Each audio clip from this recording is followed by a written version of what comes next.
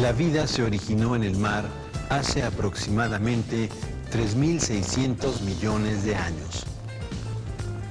Y tuvieron que transcurrir 2.000 millones de años para que los organismos lograran pasar del agua al medio terrestre. Entre las adaptaciones que debieron sufrir los organismos para conquistar el medio terrestre, tenemos 1.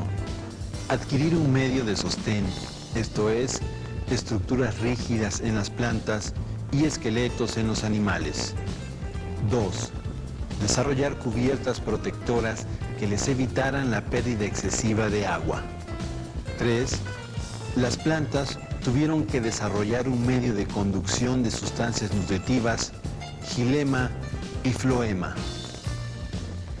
Con mucho trabajo, los organismos se fueron extendiendo y conquistando paulatinamente zonas, hasta lograr la gran diversidad que actualmente podemos observar sobre la Tierra.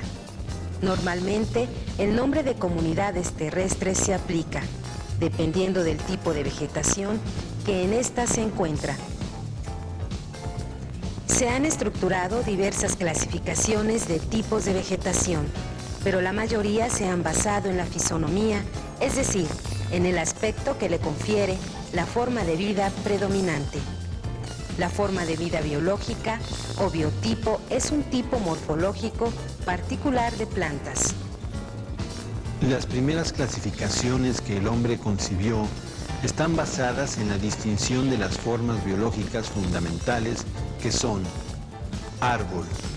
Entendemos por una planta que tiene más de 7 metros de altura o bien aquella que se ramifica por arriba del primer tercio del tallo. Arbusto. Mide menos de 7 metros de alto o bien se ramifica por abajo del primer tercio del tallo. Hierba. Es aquella planta que no presenta tejidos secundarios, o sea, madera. Trepadora. Es aquella planta que se apoya en otras para crecer, pero no las parasita. Existen diversas clasificaciones de las formas de vida. Por un lado, tenemos la clasificación general de hierbas, arbustos y árboles. O clasificaciones detalladas como las de Faustino Miranda para las zonas áridas de México, en las que reconoce 43 formas de vida distinta basado en características morfológicas y de comportamiento. Una de las clasificaciones de uso más generalizado de las formas de vida es la propuesta por Raunquier en 1934.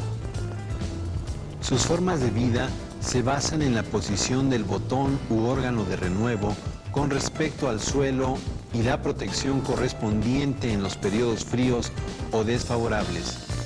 Incluye 6 categorías primarias que son: epífitas, plantas aéreas sin raíces en el suelo. Fanerofitas, plantas aéreas en los botones de renuevo, expuestos por encima del suelo. Árboles, arbustos, lianas, plantas de tallo suculento y hierbas arborescentes. Camefitas, plantas herbáceas o poco leñosas con botones en la superficie. Hemicriptofitas, plantas con botones en o justo debajo de la superficie del suelo. Geofitas, con botones de renuevo debajo de la superficie del suelo, sobre órganos subterráneos perennes como bulbos o rizomas. Pterofitas, plantas anuales con ciclo de vida completo en un solo periodo vegetativo. Germinan, crecen, se reproducen y mueren en un año. Sobreviven los periodos desfavorables en forma de semillas. En general, el grupo de las epífitas y pterofitas representan una adaptación a condiciones adversas de humedad y temperatura. En la selva alta perennifolia, las plantas que predominan son las plantas fanerofitas y epífitas, mientras que en los bosques del norte son las geofitas y hemicriptofitas. En los desiertos y en las zonas alpinas, donde las condiciones son muy extremosas, las plantas que predominan son las plantas anuales terófitas. El tipo de vegetación en las selvas tropicales constituyen las comunidades terrestres de mayor diversidad y complejidad biológica. En estas existe la más importante riqueza de especies biológicas. Este tipo de vegetación está gravemente amenazado de extinción por las actividades del hombre. Se calcula que el 80% de las distintas especies de organismos terrestres habitan en las selvas tropicales. La vegetación de la selva es densa y exuberante. Sobresalen las formas arbóreas y epífitas, siendo también abundantes las trepadoras y las lianas. Como la temperatura y la humedad son óptimas, los principales factores limitativos y de competición son los nutrientes del suelo y la luz del sol. Las plantas se disponen verticalmente en estratos o capas. Los árboles forman por lo regular 3 capas.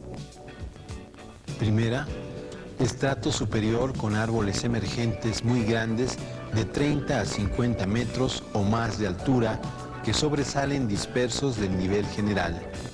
Segundo, el estrato arbóreo medio que forma un tapiz continuo siempre verde con árboles de 24 a 30 metros de altura. Tercero, estrato arbóreo inferior con árboles de menos de 20 metros que solo se hace denso donde se abre un espacio en los estratos superiores que deja pasar la luz. Existe también un estrato arbustivo poco denso y un estrato herbáceo, formado normalmente por plantas jóvenes de especies de árboles o lianas. Los estratos inferiores solo se hacen densos cuando se hace un hoyo en los estratos superiores, por ejemplo, con la caída de un árbol grande. En la selva abundan los mamíferos arborícolas, los anfibios, reptiles y aves.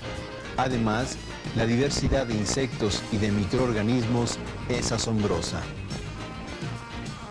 La diversidad biológica se debe en gran parte a la gran variedad de nichos o microhábitats que ofrece el medio. La unidad mayor de una comunidad terrestre es el bioma. Existen diferentes tipos de bioma, cada uno representado con diferentes tipos de vegetación. Además, los biomas se caracterizan porque la forma de vida que predomina es semejante en toda el área ocupada por ese bioma. Un ejemplo de bioma son las selvas, en donde la forma de vida que predomina son los árboles y las epífitas. Existen diferentes tipos de selva, cada uno de ellos tiene diferentes especies, pero recuerden ustedes que la forma de vida que predomina son los árboles y las epífitas. Los biomas reconocidos en el mundo son tundra, taiga o bosque de coníferas del norte, bosque templado de deciduas y lluvia, pradera templada, chaparral, desierto, selva o bosque tropical perennifolio, selva o bosque tropical caducifolio, praderas y sabana tropical. Cada uno de estos biomas tienen sus propias características. Por ejemplo, la tundra, por sus bajas temperaturas y vegetación de talla muy pequeña, tiene animales característicos como el reno, zorro ártico, oso polar, lobos y algunos rapaces. Las características o el nombre de las comunidades terrestres están determinadas por la forma de vida de los vegetales dominantes. Las comunidades terrestres se agrupan en unidades mayores, los biomas. Los biomas son grandes extensiones geográficas con una forma de vida vegetal.